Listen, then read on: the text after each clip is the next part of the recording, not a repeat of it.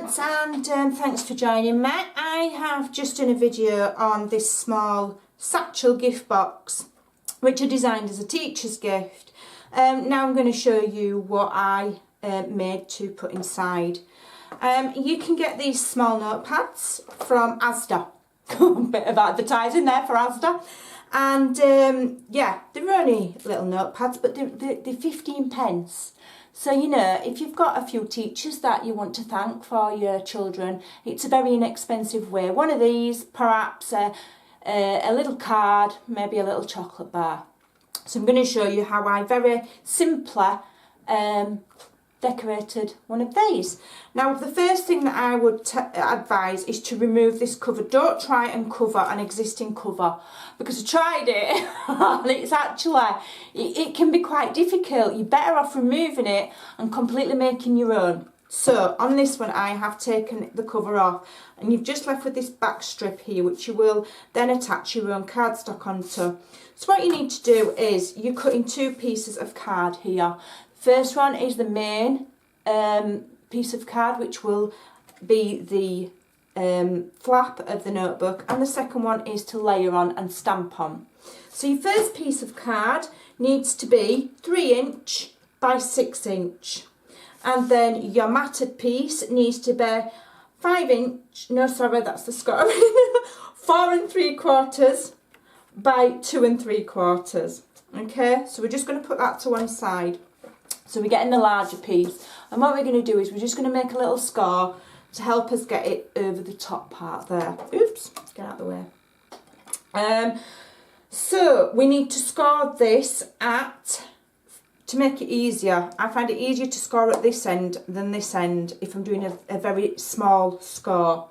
So I'm going to score at 5 inches and then 5 1/4. Okay, and then fold that over and burnish it.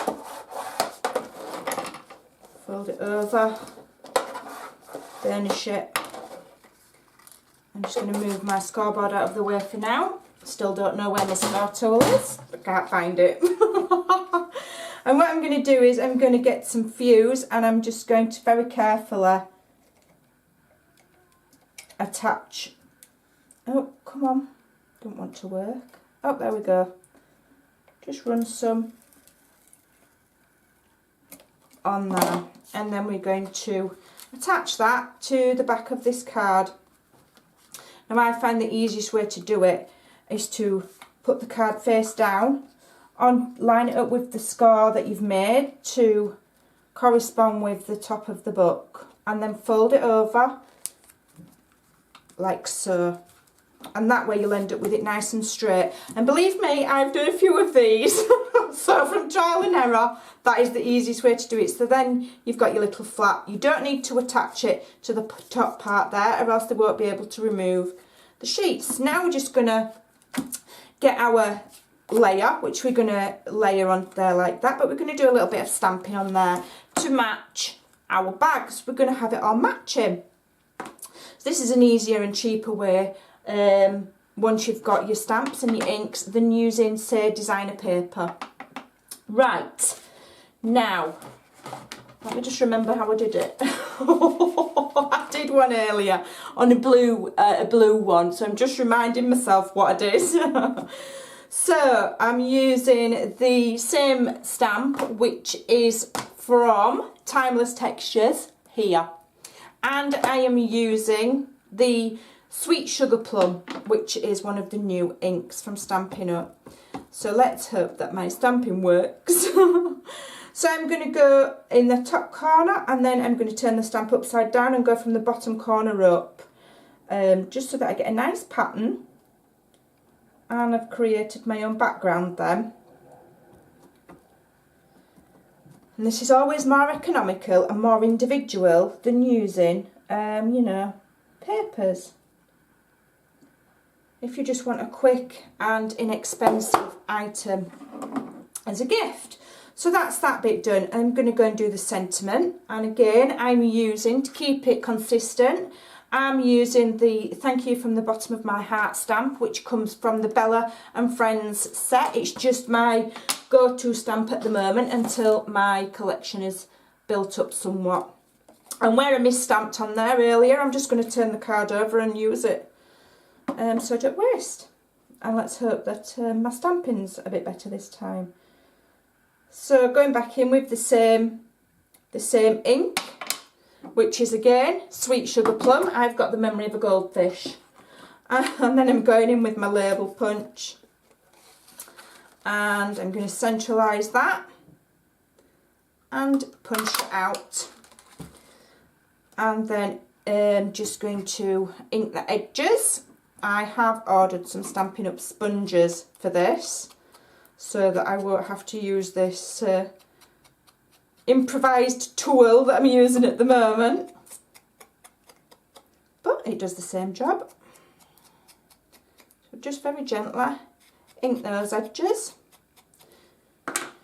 And then I'm going to adhere it with Fuse. Again, I'm not going to use dimensionals because it's going to be in, you know, slotted perhaps in and out of the little gift bag. So we don't want things protruding and catching. I'm going to try my best to centralise that. Might not be perfect.